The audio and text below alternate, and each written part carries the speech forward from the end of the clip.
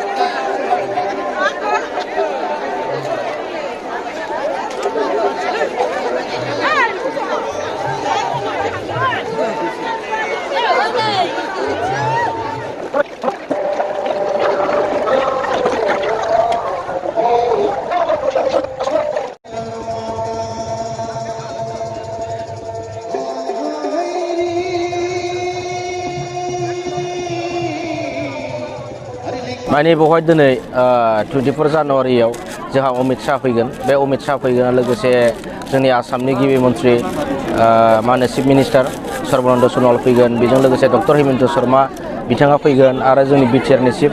माने दिनैनि दिना जाहैबाय बै बेनारखौ नायबा मोनथियो आरो बिटिआर एकर्ड डे सेलेब्रेसन। माने बिटिआर एकर्ड डेनि थाखाय माने दिनै बेवहाय लोब लोब गासैबो मोनब्रै डिस्ट्रिक्टनि रायजो राजाफ्रा फैदों। ओरैबायदि मानसि आयौ जानाय आदारबो रानदों पेकेट बिदिनो दिन्थिनो हागोन मानसिखौ। दाथ' फुंबिलिनि सम, फुंबिलिनि समावबो ओरैबायदि मानसि जाखाबाय जायगा थोनाय गैयै नङा बायदि सानबाय आरो आङो। ट्राफिकआ बै कारिगावनिफ्रायनो जाबोदों ओरैबायदि मानसि बाब बाब बाब बाब। दा बेखिनियानो नोंथांमोना सोरबा हयथ' फैयाखैबा बे भिडिअखौ नायलांजोबदो। आं नोंथांमोननो खोन्थालांजोबगोन लासै लासै बेसेबां मानसि जादों। भिडिअखौथ' खाथियाव थाना खेबैनो हानाय नंला स्पिचफोरखौ, अब्लाबो नोंथांमोना नायलांबानो जाबाय आरो बेखिनियानो। बाय मोनजाबाय मा मोनजाखो? केक दङ ओमफ्राय मा होनो मिस्थि माबा माबि दंलाबायो गोदै गोदै बुस्थु। ओमफ्राय नै लेस माबा माबि दंलाबायो कुरकुरि दैबो मोनदों। लाइबानो मोनजायो बेसेबां जानो। फ्रियाव गोजा दा? फ्रियाव गोजा। आदसा लैथोमा बाबु मा मोनजाखो?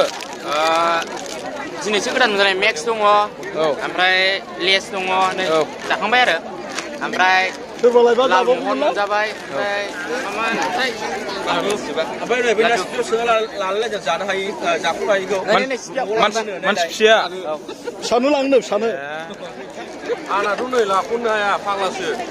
ओरै मा दं लाख'नो हालाय गैया ओरैबायदि बुरजा जाबावबायसो। बे केक बेखौ जायोबा माने फुरा सानसे थानो हायो आरो बिनि माने एनार्जियानो बेखौ जायोबा एकदम आलदाखा। दाना मा मोनजाखो? गेस जायोथ' बेखौ जाबा। ओमफ्राय फ्रियाव मोननानै जानानै माबाखौ पेकेटखौ गारलाबाय नाङा दे, बेयाव लेथ्रा जायो। पकेटाव सोना लानानै थां।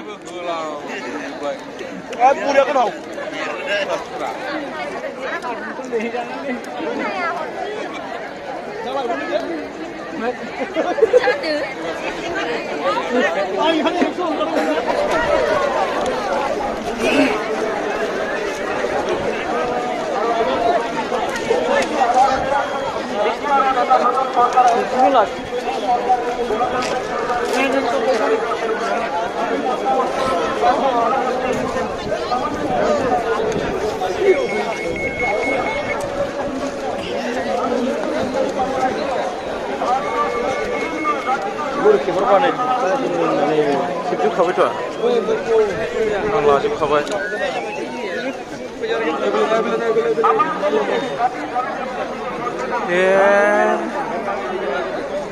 बुरजाखो